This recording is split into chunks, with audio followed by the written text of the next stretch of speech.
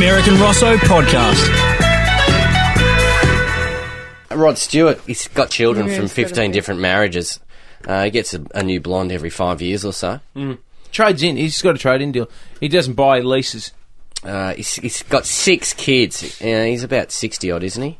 Yeah, he'd be in the shade. He refuses to change his baby son's diapers or feed him, apparently. This is his brother, Don. Come on. Don Stewart. You ever seen Don? Never seen Don. Yeah. He's been sailing for a few years. That was gold. There's one for the kids. They've got a nurse on call throughout the night to feed the 8-month-old. A friend of mine did that here. They had a little nurse that came in late at night because neither of them wanted to wake up in the middle of the night to tend to a screaming baby. So they could both get... There's people that do that. They come to your house and they just sleep over. Isn't that bizarre? It's a great idea if you can afford it. But they're crying for their mum. I know. I couldn't do that. I'd do it if I could afford it. I wouldn't be jumping out of bed either, but, you know. You wouldn't be doing it. Your wife would be doing it. For how long did they have the nurse come and sleep over, and what did she look like? I don't know. Did she have special sleepovers sometimes? No. Oh. No, she'd literally come in at, say, 8 o'clock at night and sleep over. And look after and if the the baby woke up, she'd give it a bottle and settle it. So Mum and Dad could sleep all the night through. They both work. I mean, they both work. Oh, good on them. Long hours. Gosh. Yeah, so this is it. So they don't get to hear that, and it doesn't wake them up. Well, isn't it part of the experience? Isn't it part of what bonds you with your child that you want to look after? I think you're missing. I couldn't think of anything worse than not being there. You know, for everything, you know, the good and the bad. And, you know, the bad bit is having to watch my wife get up and go and nurse the child whilst I try desperately to get back to sleep. Do you know... Going, will you shut up, you two? Well, apparently Rod's not... I'm going to work tomorrow. Rod's not that keen to get up and feed the young Turk. Look, at 61, he's a little old for this, isn't he? He should know. We should At 61, he should know how to change a nappy. He's called the kid Alistair. I hate that. I hate the name Alistair. Never met a decent Alistair in my life. Poor yesterday, Rowan, his brother's name was Alistair. Alistair's such a lame name. Sorry to Alistair who works here. Yeah, sorry. Yeah. Sorry to see you in the corridor later on. Alistair Stewart. Stupid name. My dad never, ever changed nappies. Ever. He never did anything. That's old school. I don't think there's many men like that anymore. I think that's men because he pissed off and went to the Philippines when I was 2. I think men like being part of the experience these days, don't they? Oh, like your friend not who like has my the nurse. friend. Yeah, not your friends. How are the Packers, by the way?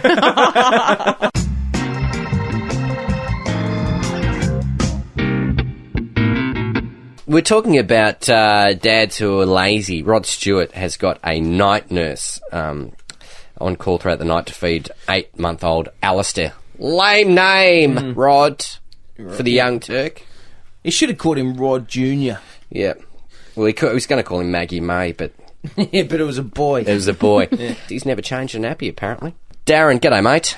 How you going, guys? Good. Now, you got 2 kids. Yeah, I got one at 8 and one at 14. I managed to get through the whole lot without any nappy changing, etc., which was quite good for me. Oh, you lazy bastard. Why didn't you change your nappy? I just think it's gross. Like, I just really couldn't, stomach it. Especially the dirty. Yeah. Number 2s. Yeah. So even when it's your own child, because all of my friends who have kids say, "Oh no, when it's your own child, it doesn't smell that bad." Oh, no, that's not true. Especially once you get past I didn't even really like being in the same, when Joe was doing it, I'm sort of like, can you take that elsewhere? That's nowhere. It does. I did it. I remember doing it for my niece for the first time, and I thought, I'm going to be, I'm going to be the uncle, and I'm going to be the guy. Yeah. Change the nappies and all that sort of stuff, and then I just went, I did it recently, only a few weeks ago. I did my nephew's nappy, and it was just rotten. And I just went, Jesus. If you somebody else is going to be doing that job later on, and it won't be me. If you could just rip it off, throw it in the bin, and rip the new one on, it'd be fine. But it's all the stuff you got to do in between that it drags out the process. There's got to be it's the cleaning part. Yeah, what they need some powdering. sort of device, like a chair or something like that. That's got a whole lot of hoses, and you just sort like of a bidet, like a baby bidet, right? So you put them in a little seat, and it just cleans them. It's just got hoses everywhere, like jets, and it just cleans them. That way, and washes it all away because they're filthy and they get it everywhere.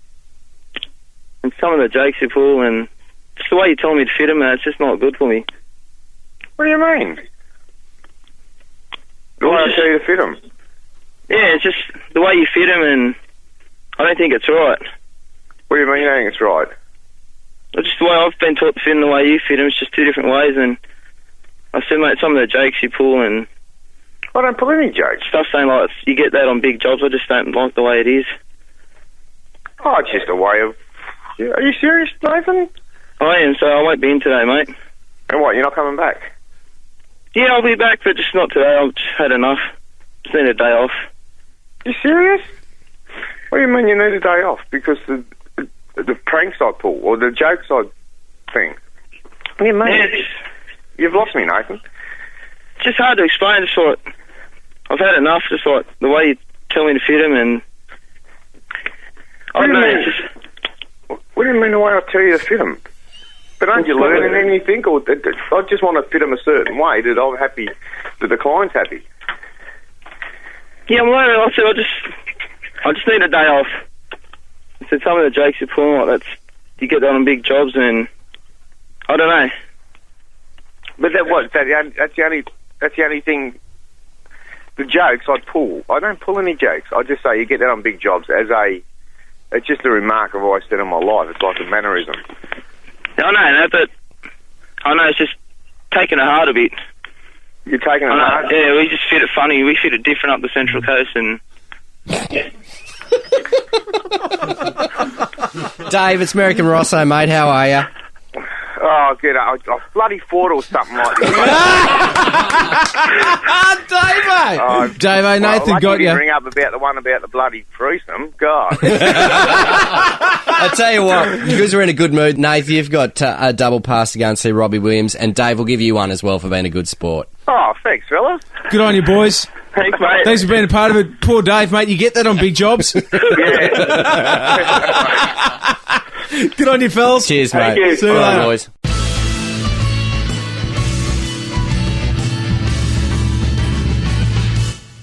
Merrick and Rosso's Ask the Americans.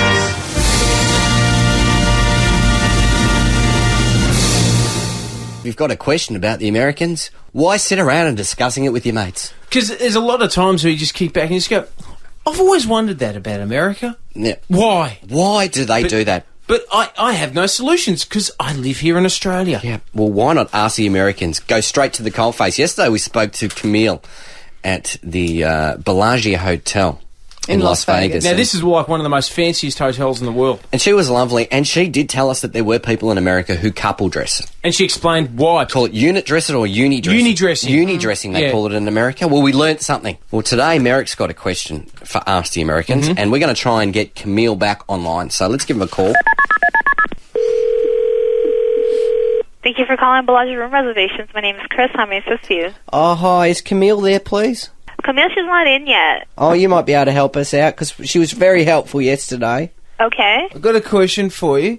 Okay. You know how it's very common in America to wear like denim shorts that look like jeans, but they're only shorts, not jeans. You know, it's quite common in the US. Yes, I mean, some girls wear that. Yeah, and Some guys wear that. Yeah, the guys who wear it usually have like Billy Ray Cyrus hair, though, don't they? They look pretty lame, don't they? Anyway, just wanted to know, because we're calling from Australia, we don't have them here yet.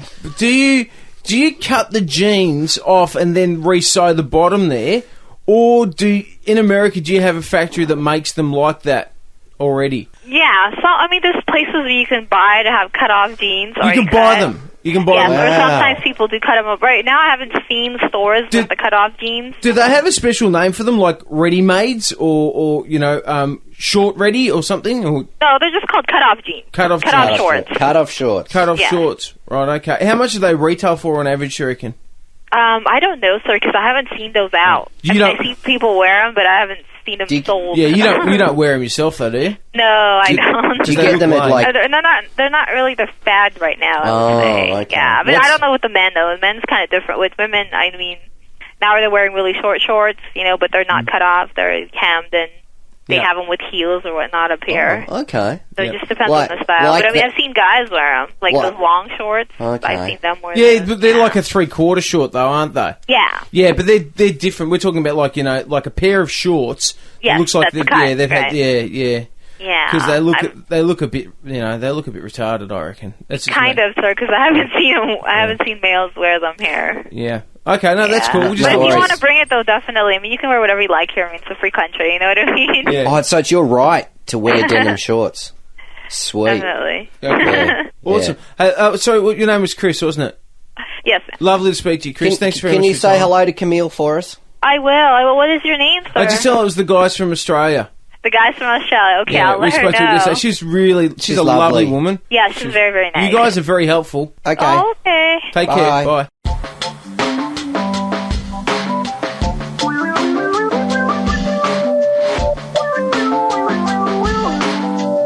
This saga about Zinedine Zidane's headbutting incident during the World Cup against Marco Materazzi is just continuing.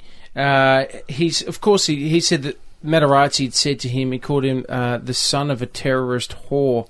Them's fighting words, and he did it with his head. Now, in a fantastic twist, Mrs. Zidane, Zinedine's mum, has taken great offence to it, because technically, if you break down that comment, it's actually more offensive to her. Because he said, allegedly, that the phrase used, "you're the son of a terrorist whore," would imply that his mum, Mrs. Zidane, is not only a terrorist but also a whore as well. Highly which means she'd offensive. have very busy days. I can only imagine how much she'd have to pack into one day. And so anyway, he had a punch up. His mum's come in. She's weighed into the argument, and she's requested, and I'll quote this, that she'd like to see Marco Materazzi's balls on a platter. Love it. Is that what his mum actually Yes. said? Yes, she said... This isn't a media beat-up. No, This is quite- she's come out and she's actually said, she's declared she wants Materazzi's balls on a platter. And I don't think she's referring to something with FIFA written on it. Oh, go mum. There's no Adidas stamping on the couple that she's requesting to see on a platter. Can The we, mum has weighed into it. Zinedine Zidane headbutted a man to the ground, and then the mum comes in off the top ropes. How old is Would he Zidane? take his balls off and put them on a platter comment? How old is Zinedine? 32, 33, I think he'd be. Old enough to fight his own battles. Oh, you'd reckon so. I love it when the mums weigh in on it. You can always be scared of a dad, you can be scared of a man, but always be scared more of the mother. G'day, Joe. Hi, how you going? Hi, Joe. Take it away. My husband was actually playing soccer. He was 24 at the time and got into a bit of a biff with the referee. And my mother-in-law jumped in, ran onto the field, and actually punched the referee out. Oh! Yeah, they ended up going to court. He fined both of them. He charged both of them. Police were called in, ended up going to court. My husband copped a $20,000 fine, and he's now banned from playing soccer for life. You're joking because of No. the old lady. Because of the old lady. 20 grand for mum. 20 grand. I Geez, don't that seems understand pretty why did he get fined when his mum did the hit? Well, I think the ref was actually embarrassed at the fact that a 60-year-old Greek lady punched him out. Oh, she was Greek. Yeah. Oh, I see. Mummy's boy. You don't touch the Greek boys. Don't touch the No. Greek boys, not at all. No. Otherwise, you get Crete from over the top of the ropes there. That's right. Yeah. Thanks, Joe. No worries. Good Thanks, on you, guys. mate. I've got one of those mums like Zidane's mum who just goes completely off her nut. She's great, my mum. I was in a lot of trouble when I was at school, but if I hadn't actually done something, or if my mum felt as though my brother or I were in probably getting a bad deal, my mum straight in the car, straight down to the school, and just verbal abuse.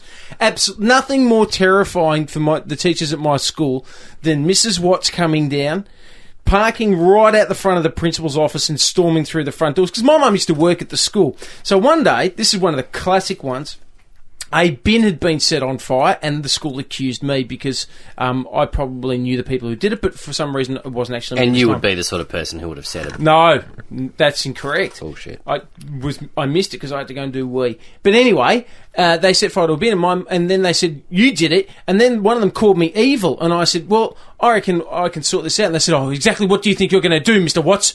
You and your attitude. And I said, get me my mum. And I rang up my mum. I told my mum was at work. And my mum has gone, is that right? Stay right where you are, son. Slammed the phone there, got the car, burnt down to the school. This is no joke. Parked right at the front of the principal's office, ran in and just said, who called my son evil? Oh. And she said to me, did you set fire to the bin? I said, no, Mum, I had nothing to do with it. I want an apology! And she made the principal, the coordinator, and the discipline coordinator all apologise to me. And I went, right on, that's what happens when you mess with Mrs. Watts. It's definitely a mother's wild, animalistic type urge to just want to protect her brood, isn't it? It's straight out of nature. Oh. I've copped it a couple of times, actually, not from other kids' mums. Both at primary school. Did two things that were they weren't great things to do. One of them, I chucked a small butter knife at a girl and it almost hit her in the eye. Yeah, okay. That probably wasn't very smart. She was a bit older and she was teasing me about something and there was a butter knife, I think, and I chucked it at her. That's and I got in bad. trouble from my mum, in trouble from the school, and then 3 weeks later, the mum saw me after school and just jumped out of the old Tirana and ran up at me. What did she do? It started shaking me. You could have blinded my daughter. She give you a clip over the ear? Yeah. And the other one that I did was that Stewie Morrison, he used to have this. It was some sort of asthma pump of some sort, but it wasn't a normal asthma pump, and it had some sort of medication. And it was like you put it in your nose, but it wasn't like a puffer. Can't quite remember, but you could unscrew it, and you had the medication in it. Anyway, I filled it up with water, and we used it as a water pistol. Later on that night, he had an asthma attack, and Mum filled his nose full of water. Had to take him to casualty. Almost died. But the problem was, no, wait. He said, "Why don't we do it?" Oh, okay. And then, of course, when his own stupidity. when it came round to who did this, he blamed me straight away. What did his mum do to you? I think she cracked him with me In the car park. I'm pretty sure she got out of the Chrysler, ran up and you could have killed my son!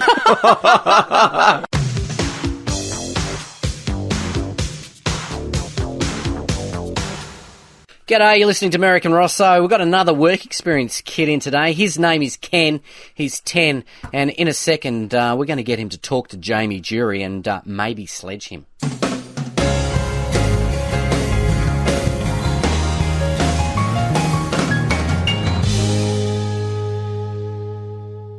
Ken?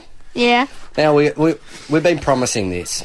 Jamie Jury, who is the Tiny Dancer, whenever we play this little sting of Tiny Dancer, because he used to be an exotic dancer. Jamie has said that when the Tiny Dancer, Jamie Jury, called in, Ken, off his own back, decided that it was time to sledge one of Australia's greatest television gardeners and a good friend of the show. Have a listen to this. Ken, how you going, mate? Good, but I didn't recognise you with that oil on your chest. Mate. Oh, that's it. That's a bit of a low blow. Oh, no, that's a manpower sledge, that one. I tell you what. No, Jamie, hang on. Broken Ken's got one more thing to say to you. Okay. Stand up, I can't even see you. Oh, come on! Oh, Ken! Ken, that's disgusting. This is a good friend of mine. Yeah, Ken's looking as like he doesn't even understand what he said, but that's... Ken, I can't believe you said that. Exactly, and no one's feeding him lines. Ken, you are going down. This is your last day of work experience. You'll never work in this town again. Hang on a second. Ken's got one more thing to say to you. Yeah. Less fake tan, more hard work. I can't believe you just said that. I would say that from the mouths of babes. I can't take any more of this. I really can't. Hang on. My self-esteem has dropped to zero. I'm not going to be humiliated by a 10-year-old anymore. Hang on. These things are Ken's just... got one more thing to say to you. They're just coming to him. I can't stand it. Hang on, Jamie. Anna Nicola on line 2 for you.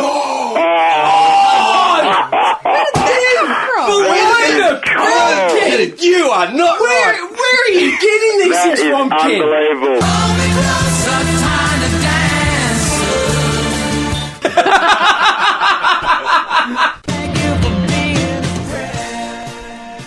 Thanks for listening to the Merrick and Rosso podcast. Email any feedback to podcast@nova969.com.au or check out our MySpace at www.myspace.com/Merrick and Rosso podcast.